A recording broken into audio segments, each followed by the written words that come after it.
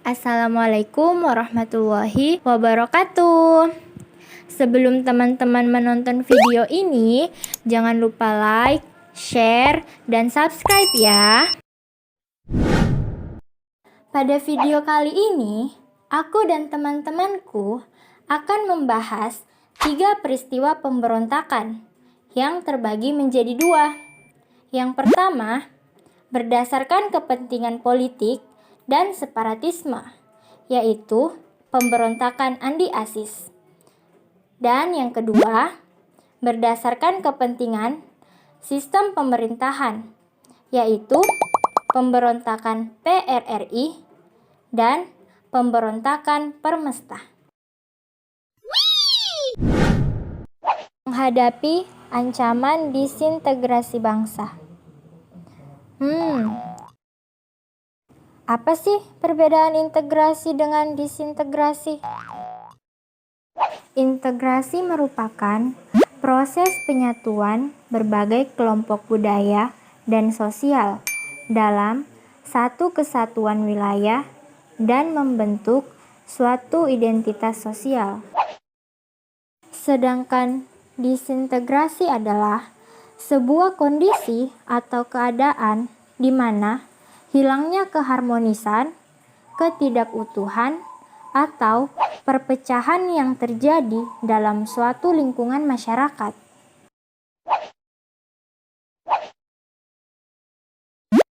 Salah satu pemberontakan berdasarkan kepentingan politik dan separatisme adalah peristiwa pemberontakan Andi Aziz. Tokoh yang berperan dalam peristiwa pemberontakan ini adalah Andi Aziz itu sendiri. Ia merupakan tokoh militer yang ditugaskan sebagai penjaga keamanan negara Indonesia Timur atau biasa yang disebut dengan NIT sejak tahun 1948. Adapun tujuan pemberontakan tersebut dikarenakan Andi Aziz menganggap masalah keamanan yang terjadi di Sulawesi Selatan adalah tanggung jawab ia dan pasukannya. Andi Aziz merasa perlu membela keutuhan negara Indonesia Timur dan membela kelompok yang tidak mendukung negara kesatuan. Bagaimana sih proses dan penyelesaian peristiwa pemberontakan Andi Aziz? Jadi, peristiwa ini dilatar belakangi pada tahun 1950 oleh keputusan pemerintah untuk mengubah bentuk negara Indonesia dari negara serikat ke negara kesatuan. Akibatnya, terjadi konflik di daerah Makassar antara kelompok yang mendukung negara kesatuan dan kelompok yang tidak mendukung negara kesatuan. Selanjutnya, pada tanggal 5 April 1950, pemerintah mengutus pasukan TNI ke Sulawesi Selatan untuk mengamankan daerah Makassar. Kedatangan pasukan TNI telah mengancam kedudukan kelompok kontra negara kesatuan, yang kemudian mereka membentuk sebuah pasukan bernama Pasukan Bebas. Pasukan Bebas ini diketuai oleh Andi Aziz dan beranggotakan bekas-bekas pasukan KNIL. Dilanjutkan pada tanggal 8 April 1950, pemerintah meminta Andi Aziz memberikan laporan pertanggungjawaban ke Jakarta dalam waktu 4x24 jam atau sampai tanggal 12 April 1950. Dan ternyata pada tanggal 15 April 1950, pemerintah menangkap Andi Aziz karena dianggap terlambat melapor. Dan selanjutnya, pada tanggal 21 April 1950, Presiden Negara Indonesia Timur, Djokorda Sukawati, menyatakan NIT atau Negara Indonesia Timur bergabung dengan NKRI. Hingga akhirnya pada tanggal 26 April 1950, pemerintah mengutus Kolonel Alex Kawilarang untuk membersihkan sisa-sisa pendukung kelompok Andi Aziz di Sulawesi Selatan. Dan dengan demikian, gerakan pemberontakan Andi Aziz pun berhasil diselesaikan. Selanjutnya, pemberontakan yang terjadi berdasarkan sistem pemerintahan. Yang pertama yaitu pemberontakan PRRI. Yang perlu teman-teman ketahui, ternyata ada beberapa faktor yang mempengaruhi terjadinya peristiwa pemberontakan PRRI. Yang pertama, kekecewaan pasukan militer di Sumatera terhadap kebijakan pemerintah pusat.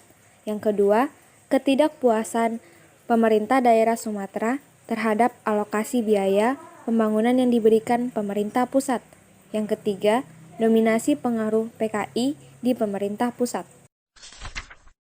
Bagaimana ya proses dan penyelesaian dari peristiwa pemberontakan PRRI?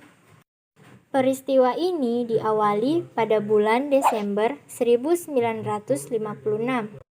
yaitu adanya pembentukan 3 dewan militer di Sumatera sebagai dewan tandingan dari pemerintahan pusat dan bertujuan untuk melaksanakan perbaikan, pembangunan, dan ekonomi di wilayah Pulau Sumatera.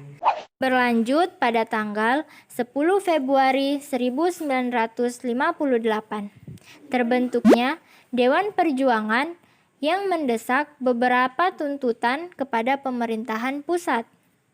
Pada tanggal 15 Februari 1958, ternyata tuntutan dari Dewan Perjuangan tersebut tidak dianggapi oleh pemerintahan pusat, sehingga Ketua Dewan Banteng, yaitu Ahmad Hussein, memproklamasikan berdirinya Pemerintahan Revolusioner Republik Indonesia atau PRRI di Pulau Sumatera. Berlanjut di bulan Maret pada tahun 1958, pemerintah melancarkan serangkaian operasi militer untuk mengatasi pemberontakan PRRI. Pada tahun 1961, TNI yang telah bertahun-tahun melakukan operasi militer berhasil membuat ruang gerak PRRI semakin terbatas. Hingga pada tahun ini, Ahmad Hussein pun menyerah, dan dengan demikian gerak PRRI pun berhasil diselesaikan. Yang kedua, pemberontakan Permesta. Apa sih faktor yang mempengaruhi terjadinya peristiwa pemberontakan Permesta? Faktor yang mempengaruhi pemberontakan ini, yang pertama, kekecewaan pasukan militer di Sulawesi terhadap kebijakan pemerintah pusat. Yang kedua, ketidakpuasan pemerintah daerah Sulawesi terhadap alokasi biaya pembangunan yang diberikan pemerintah pusat. Dan yang ketiga, dominasi pengaruh PKI di pemerintahan pusat. Bagaimana proses dan penyelesaian dari peristiwa pemberontakan Permesta ini? Peristiwa ini diawali pada tanggal 17 Februari 1957. Atas faktor-faktor yang telah disebutkan tadi, selanjutnya seorang letkol bernama Venje Sumual segera membentuk Dewan Manguni di Manado, Sulawesi Utara. Berlanjut pada tanggal 2 Maret 1957, Letkol Venje Sumual memproklamasikan berdirinya Permesta sekaligus memutuskan hubungan dengan pemerintah pusat.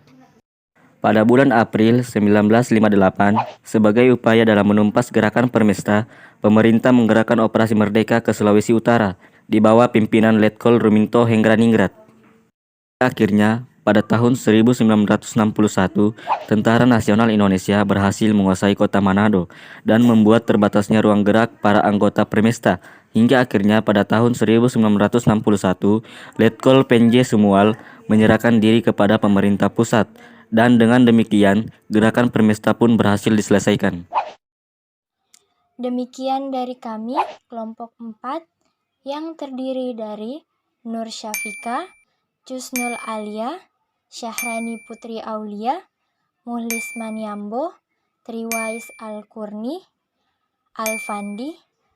Semoga video ini bermanfaat untuk teman-teman.